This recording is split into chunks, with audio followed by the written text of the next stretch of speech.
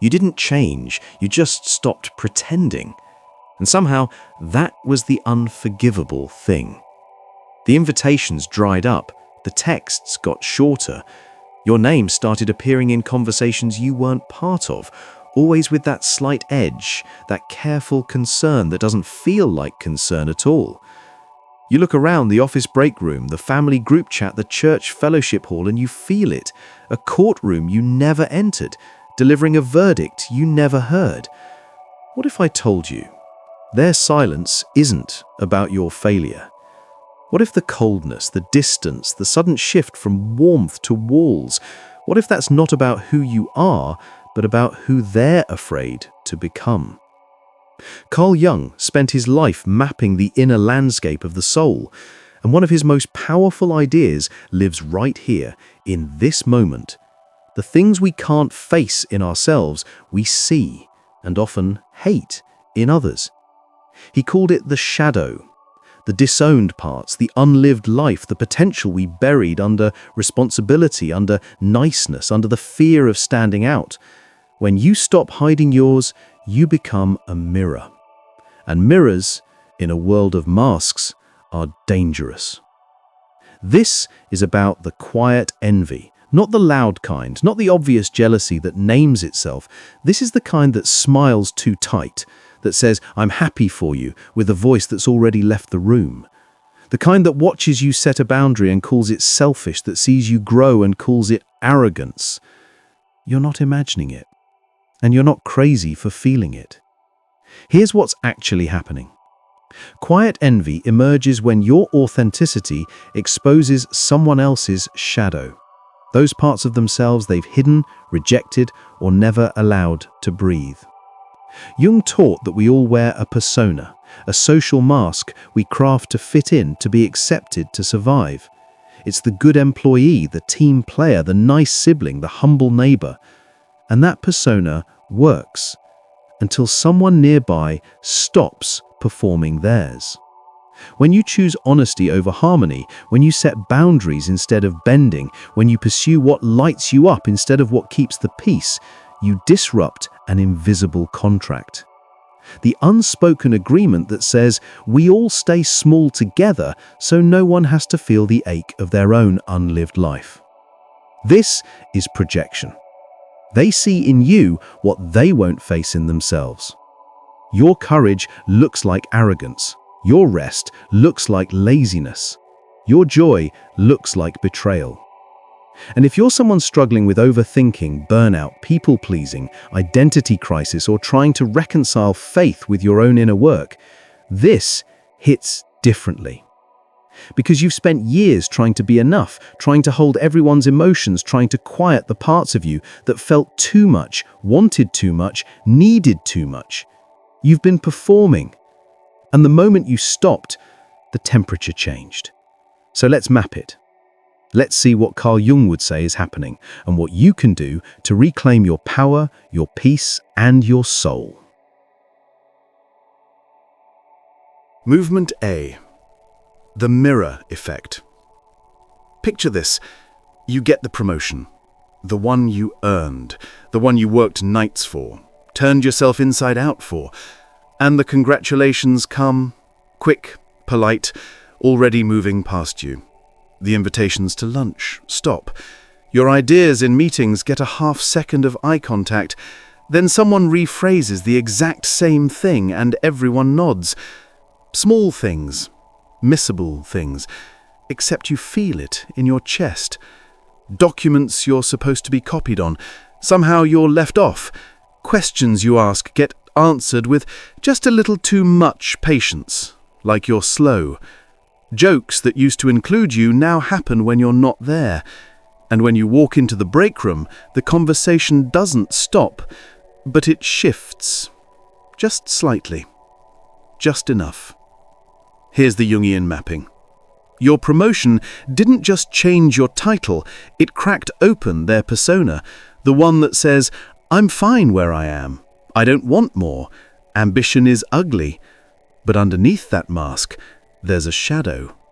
The part of them that does want more, that feels stuck, that watches you rise and feels the ache of their own stillness. They can't admit that, so they project it onto you. You become the ambitious one, the show-off, the person who changed. But you didn't change. You just stopped hiding your competence to make them comfortable. Practice. Don't over-explain. When you sense the shift, resist the urge to perform humility, to shrink, to apologize for succeeding. Keep doing excellent work. Keep receipts if you need to. Documentation protects you from gaslighting. But redirect your psychic energy away from winning them back. Pour it into mastery. Let your competence be quiet, consistent, undeniable. What Jung called individuation, becoming who you actually are, often looks like betrayal to people still loyal to the collective script. You're not the villain. You're the mirror. And they don't like what they see. Movement B. Family systems and grief.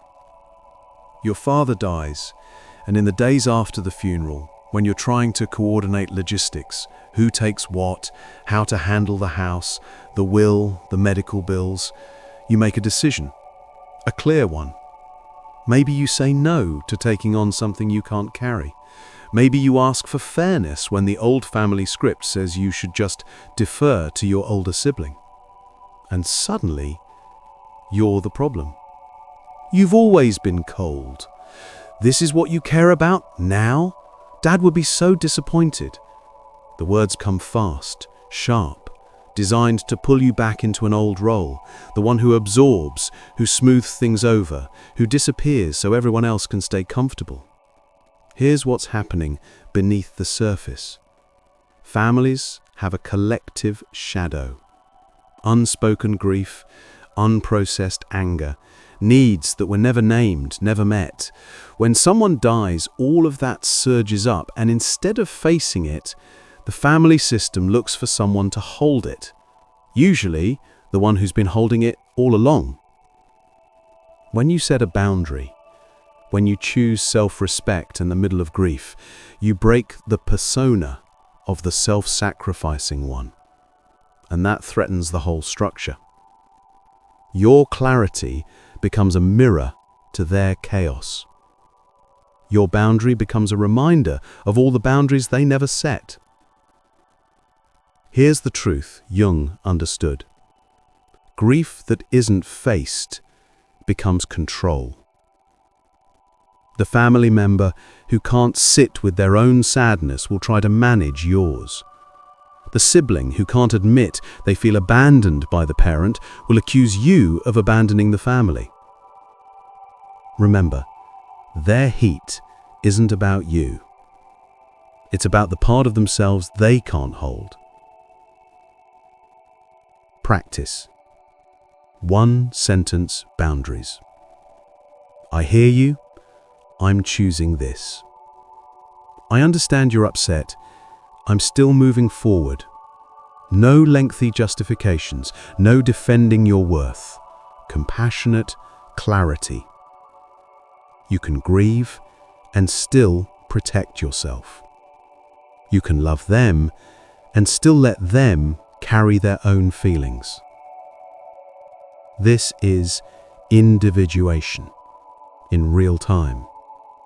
Integrating your shadow, the part of you that's allowed to have needs, to say no, to exist beyond a role, and letting others face theirs.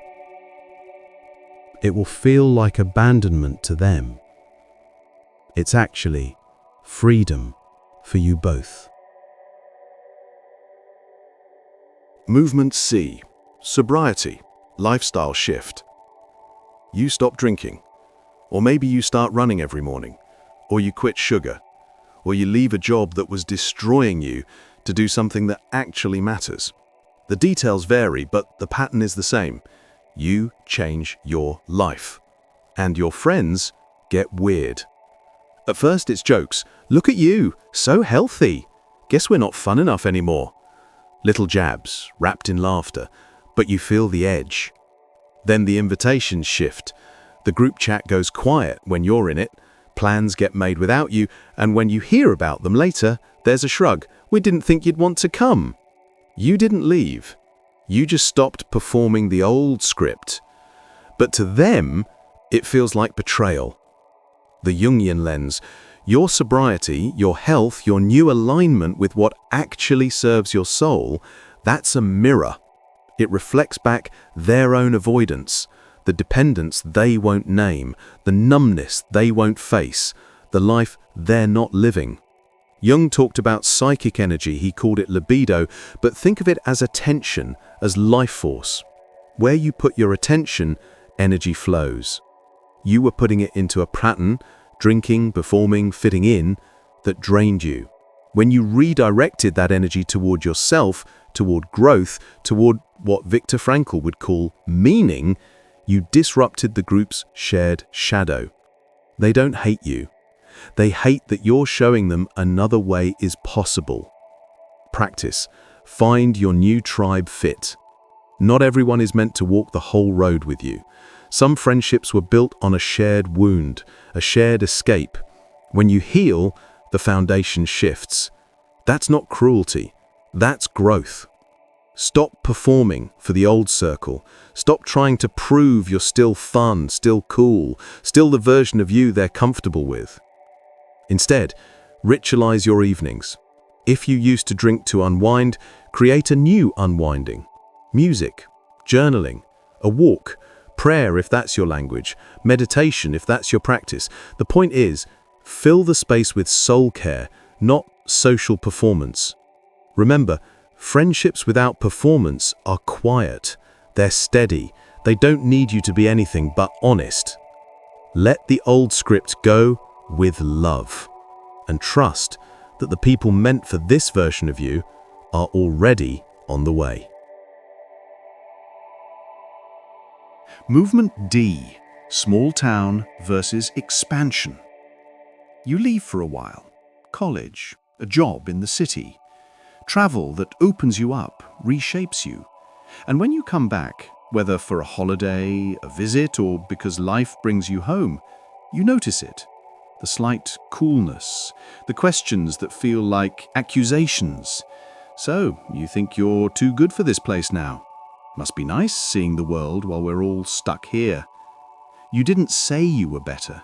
You just became more. Small towns, and really any tight community, run on a persona of conformity.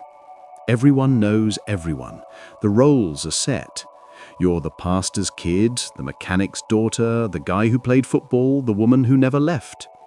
When you step outside that role, when you expand beyond the boundaries the town placed on you, it cracks the collective script. And the people who stayed, they feel it. Not as your growth, as their stuckness. Jung understood this deeply. Individuation doesn't mean leaving everyone behind. It means integrating the parts of yourself that were too big, too different, too hungry for the narrow script you were handed.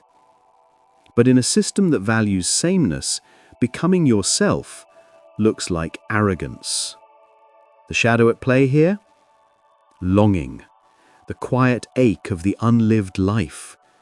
The person who resents your travel isn't really angry at you, they're angry at themselves for not going. The one who says you've changed too much is grieving the version of themselves that never got to change at all. Your expansion is a mirror to their contraction, and mirrors, in a world built on not looking too closely, are unforgivable. Practice. Choose fewer, truer ties. You don't owe anyone an explanation for growing. You don't have to shrink to make them comfortable. Send love, real love, not people-pleasing performance, but don't ask permission to become who you are. Alan Watts said it another way. You are under no obligation to be who you were 5 minutes ago. The people who need you to stay the same are the ones still performing their own persona. Let them. But don't let their fear become your cage. Remember, your hometown, your old circle, your origin story, it's not a trap, but it's also not a life sentence. You can honor where you came from without being imprisoned by it. Growth isn't betrayal, it's just growth. And the people who love you, really love you, will see that. Movement E, care systems and authority. You're in a doctor's office, or a parent-teacher conference, or sitting across from a manager in HR.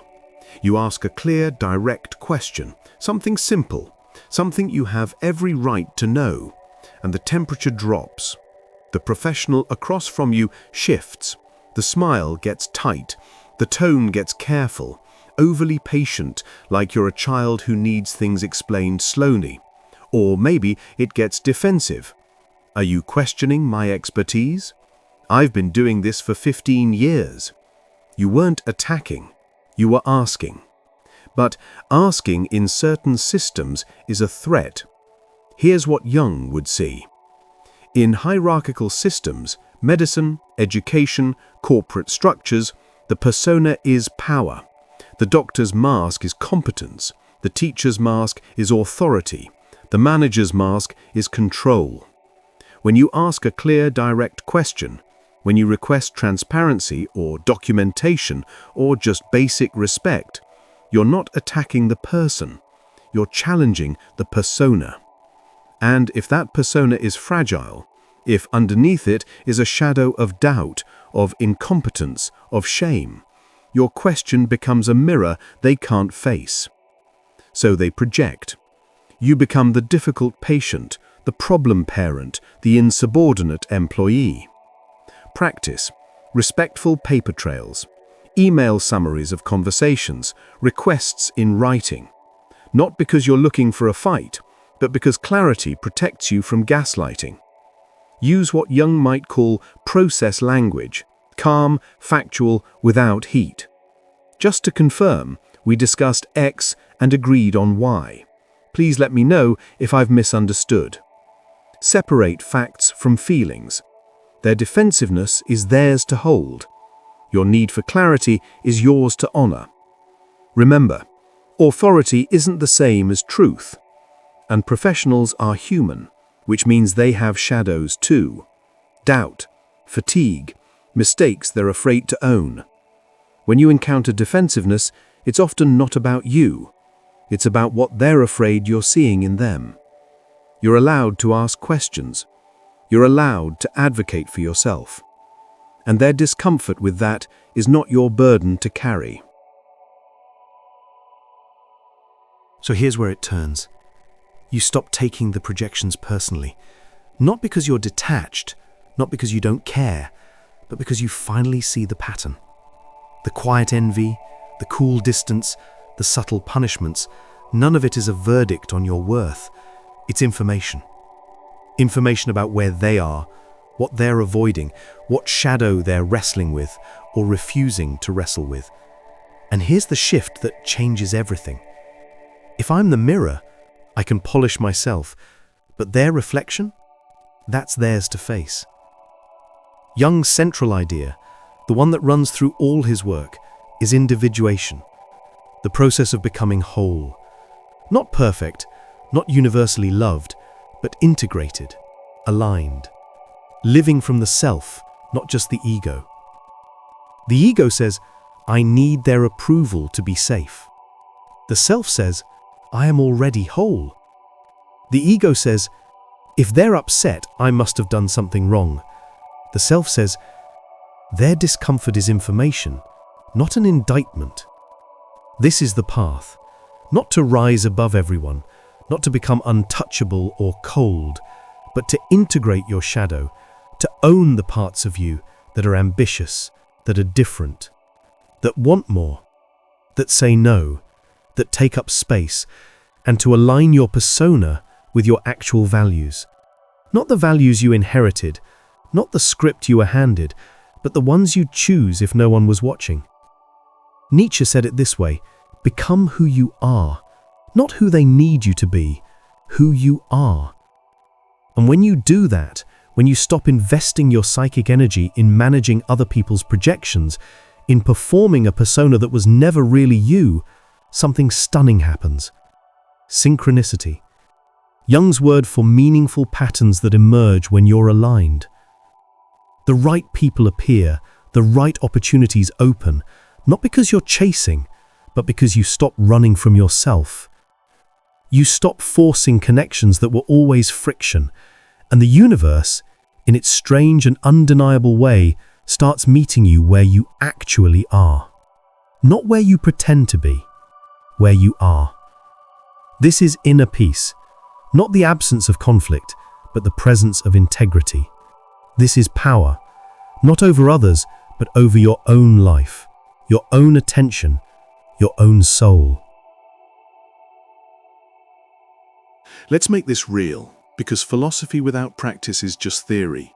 And you didn't come here for theory. You came here because you're tired. Tired of shrinking, tired of second-guessing, tired of wondering if you're the problem every time someone else gets uncomfortable. You're not the problem, but you do have work to do. Projection detox, 3 prompts. 1. What exactly did they accuse me of, and where does that live in me? Even 1%? This is shadow work, not to take on their projection, but to see if there's a grain of truth you need to own.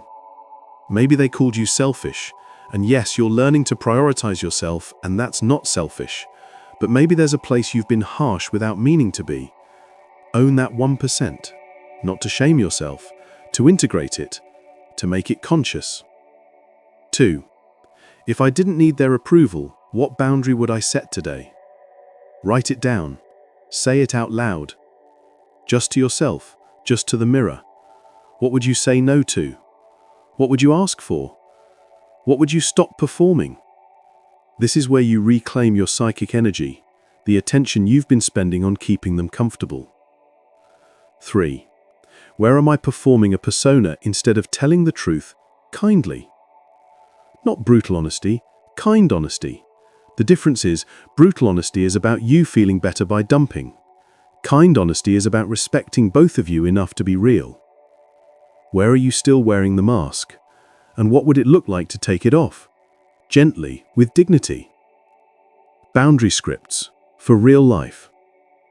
At work, I'm not available for triangles or gossip. If there's feedback for me, I'm open to it, directly. With family, I hear you. I'm choosing this.